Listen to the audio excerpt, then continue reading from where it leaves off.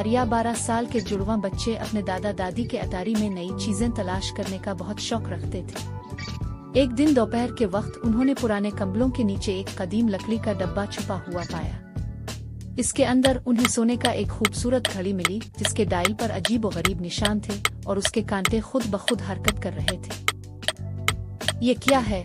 इरो ने हैरत से कहा और घड़ी को एहतियात से उठा लिया। जैसे ही इसने घड़ी को छुआ कमरा घूमने लगा और एक गर्म रोशनी ने जुड़वां बच्चों को अपनी लपेट में ले लिया। इससे पहले कि वो कुछ समझते वो एक अजीम हाल के दरमियान खड़े थे जो अजीब व गरीब अशिया और नामालूम चेहरों की तस्वीरों से भरा हुआ था।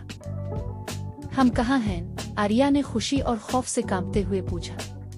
एक आदमी जो पुराने जमाने के कपड़ों में मलबूस था उनके करीब आया।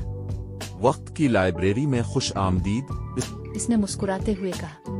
मैं निगहबान हूँ। ये घड़ी जो तुम्हारे हाथ में है कोई मामूली घड़ी नहीं है। ये तुम्हें वक्त में सफर करने और तारीख के मशहूर शख्सियात से मिलवाने की सलाहियत रखती है। हर सफर तुम्हें एक अहम सबक सिखाएगा। जुड़वां बच्चों ने हैरत से एक दूसरे की तरफ देखा। क्या हम इसे आजमा सकते हैं? इरो ने बेताबी से पूछा। निगहबान ने सर हिलाया। बस घड़ी के कांटे को इस वक्त और जगह पर घुमाओ जहां तुम जाना चाहते हो। आर्या ने घड़ी के कांटे को एक तारीख पर घुमाया। इर्द गिर्द की दुनिया दोबारा धुंधला गई और वो खुद को एक मसरूफ बाजार में पाए। हुआ में मुसालहों की खुशबू फैली हुई थी और वो एक गैर मुल्की जुबान में गुफ्तगू की आवाजें सुन सकते थे। हम कदीम मिस्र में हैं, इरो ने खुशी से कहा जब इसने दौर से बुलंद अहरामों को देखा। एक दानिशमंद आदमी उनके पास आया और अपना तारुफ उम्होतब के तौर पर कराया जो अहरामों का मेमार था। इसने जुड़वां बच्चों को इल्म और मेहनत की अहमियत के बारे में बताया और समझाया कि कैसे अहराम सालों की मेहनत और लगन से तामीर किए गए। मुतासिर हैकर जुड़वां बच्चों ने उम्होतब का शुक्रिया अदा किया और घड़ी का कांटा दोबारा घुमाया। इस बार वो एक वसी मैदान के दरमियान पहुंच गए जहां एक लंबे कद वाला आदमी उनसे मिला जिसके चेहरे पर गहरी सोच के आसार थे। मैं अब्राहम लिंकन हूँ, इसने कहा।